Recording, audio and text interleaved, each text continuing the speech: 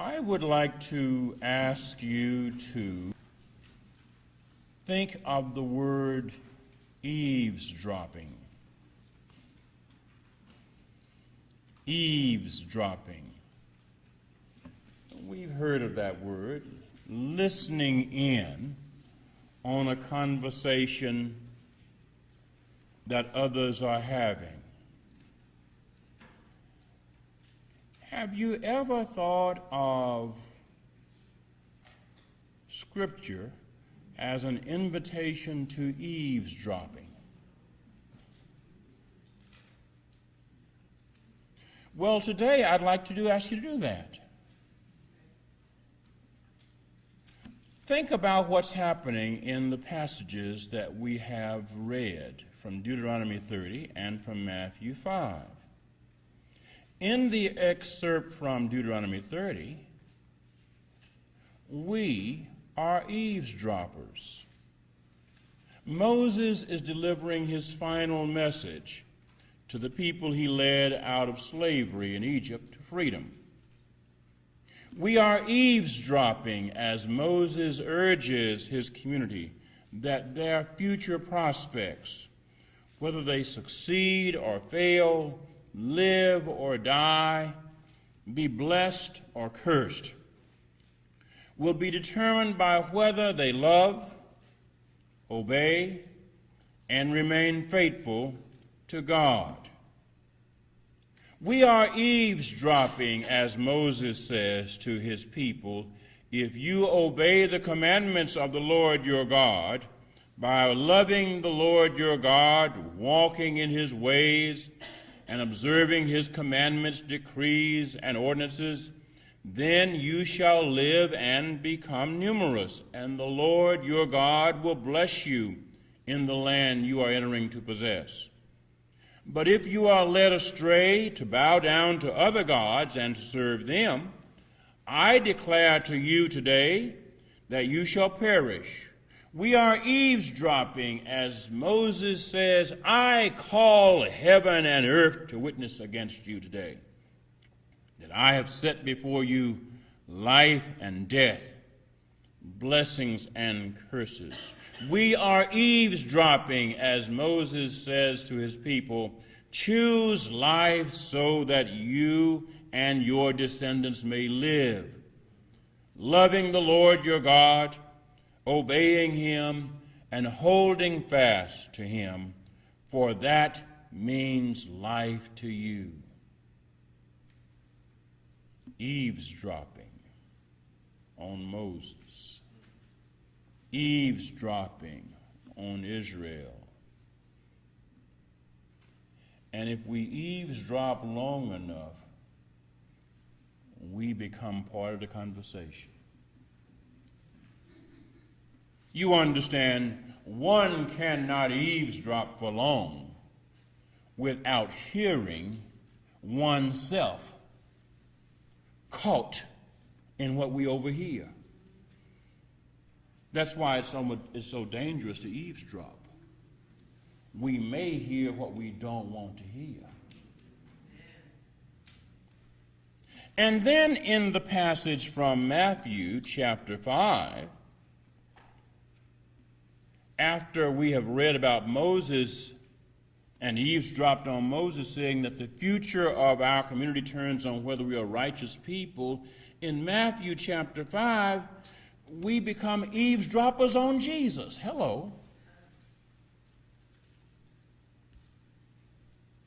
We fast forward several centuries and move to the Mount where Jesus is having this conversation that we now call the Sermon on the Mount. We are eavesdropping as Jesus talks about something called the kingdom of heaven.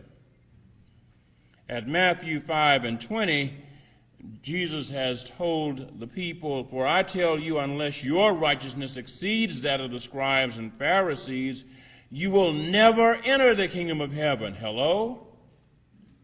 Unless your righteousness exceeds the bishops, you will never enter the kingdom of heaven. And then Jesus invites us to eavesdrop as he gives insights about murder and anger, quarrels and adultery, divorce and swearing. In doing so, Jesus is commenting on aspects of the law of Moses, the Torah, that have been taught over the centuries. And the common thread that runs through what Jesus tells us about murder and anger and quarrels and adultery and divorce and swearing, the common thread that runs through what Moses talks about is righteousness, is right living before God and right living with others. And the common thread in the passage that Jesus is talking about is the righteousness of nonviolence, the righteousness of reconciliation, and the righteousness of unconditional love. According to Jesus, the sixth commandment that reads, "You shall not murder," is not about whether or not we commit homicide only. It is not simply about homicide. Murder, as Jesus frames it, not only involves homicide, it involves how we talk to people. It involves what we think about people. It involves our estimation of people. If we believe people are undeserving of treating like they are dignified and respectful people, if we say, "You imbecile,"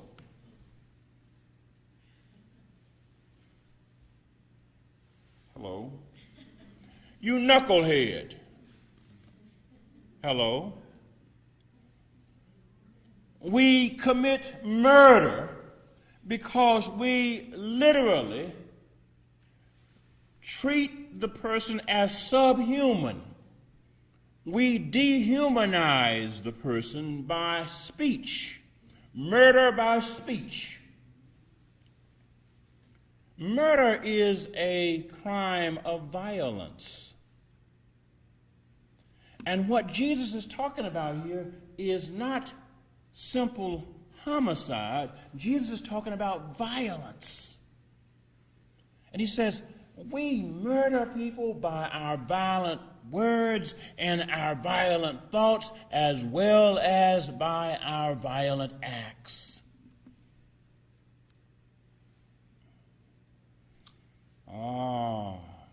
If we eavesdrop long enough, we become part of the conversation. Because who among us has not committed murder? Who among us has not murdered, assassinated others by the way we think of them, or the way we speak to them, or the way we treat them, that comes short of physical homicide, but is moral homicide? Murder not only involves the violent speech. Notice that Jesus says murder also involves the refusal to reconcile differences amiably. Jesus says if you are not willing to reconcile your differences with one another, you commit, oh my goodness gracious, let us get away from eavesdropping this conversation, because who among us has not held a grudge? Who is among us has not nursed a resentment? Some people treat resentments like pets and feed them and water them, house them, keep them. Do not mess with their pet resentment. Don't tell me to forgive her. I do not want to. She's dead.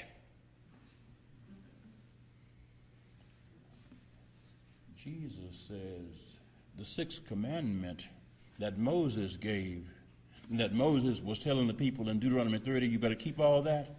Jesus says, listen, that not only affects whether or not you create a corpse, it also affects whether you create the womb of a broken relationship. In other words, Jesus says that the sixth commandment covers our tendencies to destroy a community by engaging in violence in any form. We violate the sixth commandment against murder by the violence of arguing and fighting and litigating rather than working to reach peaceful and amiable resolutions to our differences and disputes. In saying so, I am not saying that there is no cause for disputes. I am not saying, and neither does Jesus say, that there will never be disputes or that all disputes are wrong. Jesus simply says that the obligation when we have disputes is not for us to let the disputes define how our relationships will live, but for us to heal relationships in just ways. According to Jesus, if we don't do so, we are engaging in violence. The same kind of violence that constitutes murder. And according to Jesus, that violence, whether it's in word or in deed, always threatens community peace and prosperity. Loving relationships, you understand, are never built on violence. Loving relationships can never thrive amidst violence. Prosperity and violence are mutually exclusive. There cannot be prosperity where there is not true peace. And so, loving relationships must be built on reconciliation and forgiveness, because who among us does not have differences? We always have differences. We are different. As the minister said last month when I went to my aunt's service, life is complicated. And if you live around people long enough, you'll run into the complications. I mean, we have complications with ourselves. Have you not had an argument with yourself about something sometime? Life with oneself is complicated. And life becomes even more complicated as we put other people in it. And so it's inevitable that the complications will become conflicts. The challenge is for us to resolve our conflicts non-violently, amiably, through reconciliation. Jesus talks about the obligation to reconcile by saying, hey, not even worship is more important than reconciliation. If you are in worship and you realize you're not reconciled, quickly leave and go reconcile, because reconciliation is at the heart of the communal relationship that makes worship real. Jesus suggests that there is something unreal, unauthentic, may I say, false, about worship where we are not reconciled with one another. Can I be reconciled to God if I will not be reconciled to another person? And as I think of this, I think of that wonderful example we have in Genesis in Cain, who appeared before God to worship. And what was the question? Where is Abel? Where is Abel? And we remember the words of Cain. Am I my brother's keeper? It was not just Abel's corpse that grieved God. It was Cain's satisfaction in the presence of worship, mindful that he was estranged from his brother.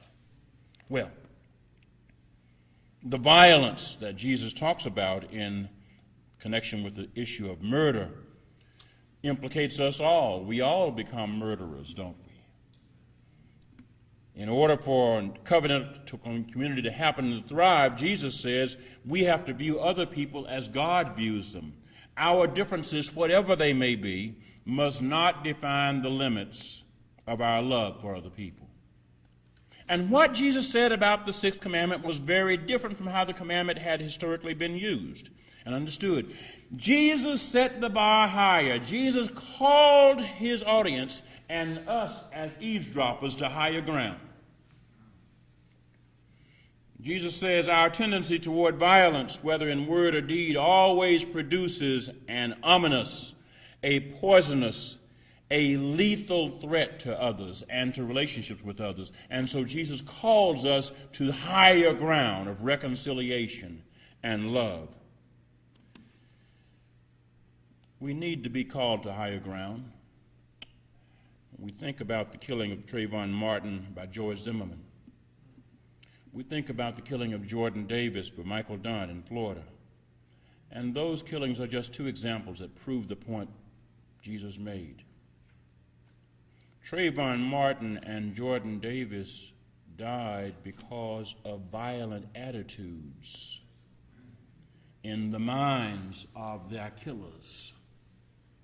They were dead before they were shot. They were simply shot after they had been killed in the hearts of their killers. Violent attitudes always make us more likely to commit violent acts, to say violent words, to condone violent practices and violent policies. Violent attitudes make us unwilling to believe that people who offend us deserve understanding. You understand?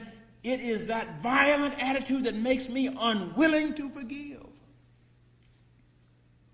It is the violent attitude that makes me more willing to hold the grudge than to forgive. It is the violent attitude that makes me more willing to hold on and nurse that grudge than to seek reconciliation. Violent attitudes make us unwilling to admit that we are wrong, admit when our wrongful living harms others, and makes us unwilling to seek forgiveness and mercy and reconciliation because of wrong, or to be merciful and forgiving and reconciling when others need forgiveness and mercy. Higher ground. That's higher ground. Well, when Jesus spoke about adultery and divorce and swearing, he also set some higher ground standards. We must remember what divorce meant to people when Jesus was talking to them. When Jesus talked about divorce, remember that Jesus was talking to a culture where divorce was only possible for men. Women could only be divorced by their men. Men could never be denied divorce unless other men denied it. No woman could be divorced unless a man approved it. What Jesus was talking about was the power of male privilege. A man could divorce his wife for any reason, or for no reason, if she burned his toast. Literally, a man could divorce his wife. On the other hand, a woman had no power at all to divorce her husband, even if he was abusive. Women were at the mercy of a marriage system controlled by men. Fathers told them who they could marry and when they could marry and whether they could marry, and literally sold them into marriage. That's where we get the idea of the dowry. Husbands took them in marriage and treated them however they pleased. And then divorce was always up to the male judges. No woman had a say in whether or not a divorce could happen. So when Jesus was talking about divorce and marriage and adultery, he was talking about male privilege and male power and how that privilege and power worked to oppress women. Jesus had his hearers know that women were not to be treated as disposable objects by the community. The decision to marry involved and required faithfulness to something much greater than personal privilege and pride.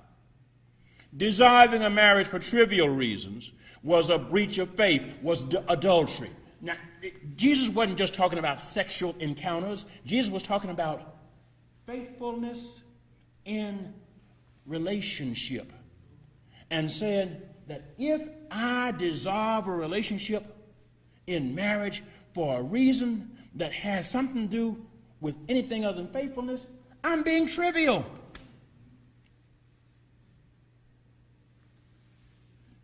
It's adultery not only to the rejected spouse, but also to the community as a whole, and to God above all.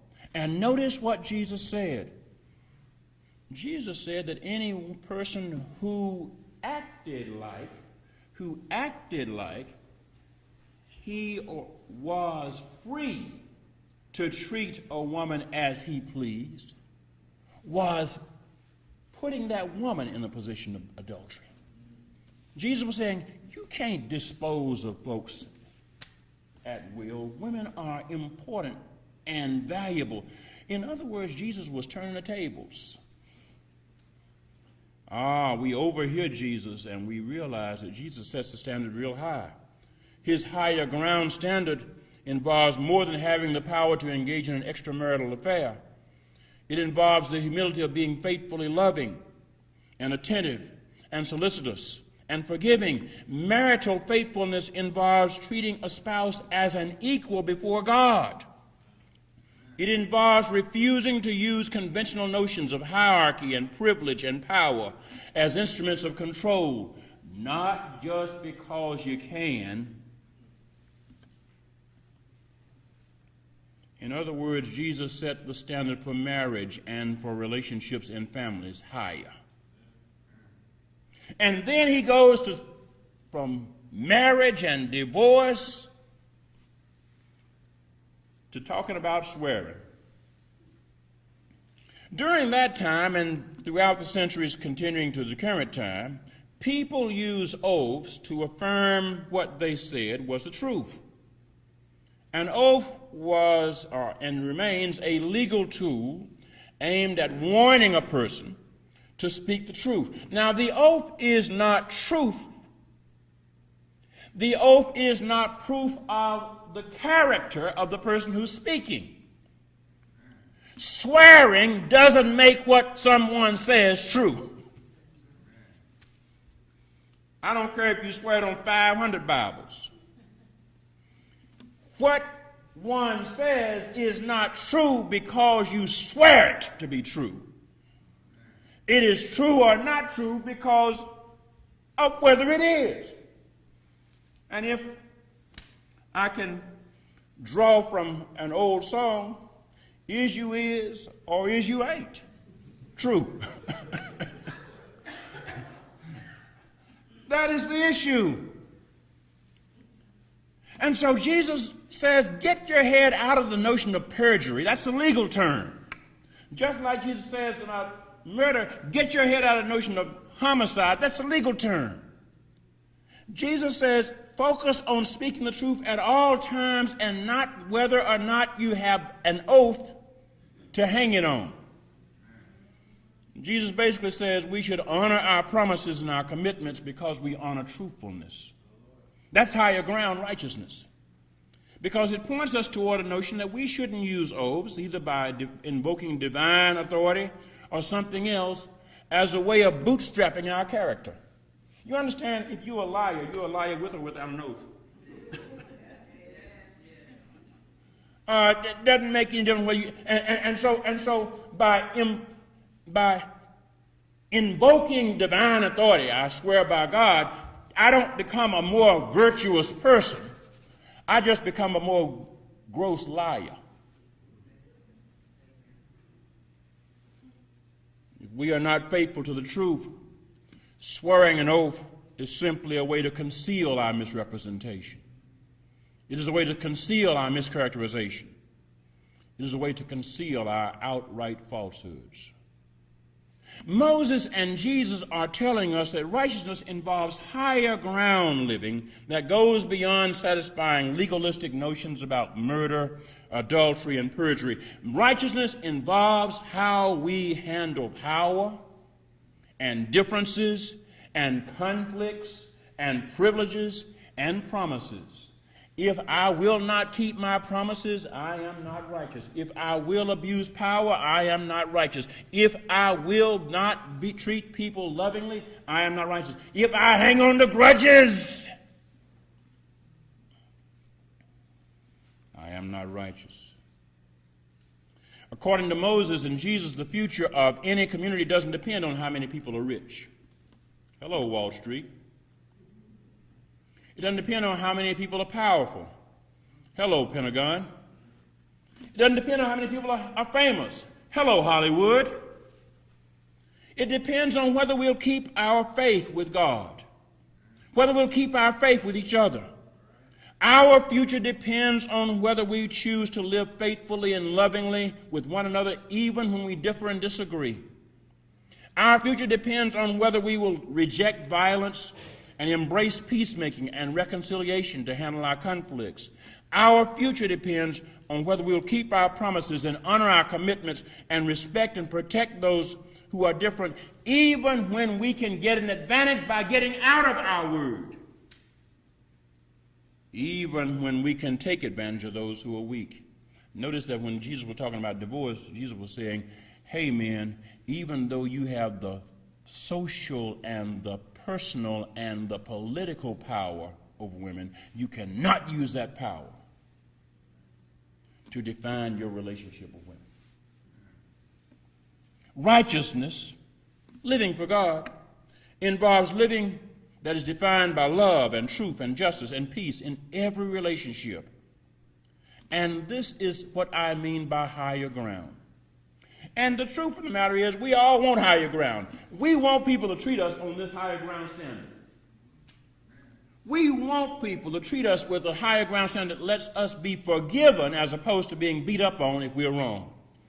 We want people to treat us with a higher ground standard that allows us to be different without being viewed as being dangerous. We want people to give us a higher ground sense of love that allows us to not have to be the biggest in order to be treated right. The problem is we are oftentimes surrounded by and we become addicted to not higher ground, but swamp notions of living. You understand a swamp is a low ground.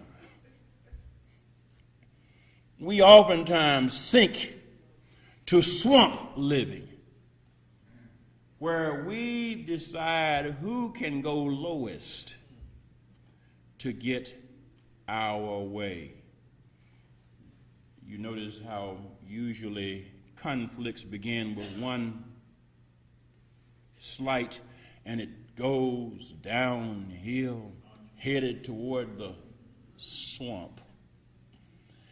And eventually the differences involve people essentially wrestling in the swampy mud of their conflict violently rather than rising to the higher ground of love and reconciliation and truth. Notice how when we have differences about truthfulness, we get into competitions on lies. Who can lie best? Whose lie is most persuasive, as opposed to who will be truthful. Notice how when we get into issues about fidelity, the question is, who can use the most power we have to hold people to our standard that we want, as opposed to lowering ourselves to being treated humbly and raising our brothers and sisters up. Well, let me close by saying this. If we tend towards the swamp, how do we get to higher ground? God will strengthen us. Jesus calls us to higher ground. Moses spoke of higher ground. The God who calls us to higher ground living will guide us and strengthen us to live for higher ground. Not in our power, but in the power of God's love. Not in our wisdom, but in the wisdom of God's peace. Not in our notion of truth, because my notion of truth and your notion of truth always is self-serving. But in the notion of truth that defines life and prosperity by what is good for all. Lord, plant my feet on higher ground. That is what we sing. That is what God will do. The question is that what we want?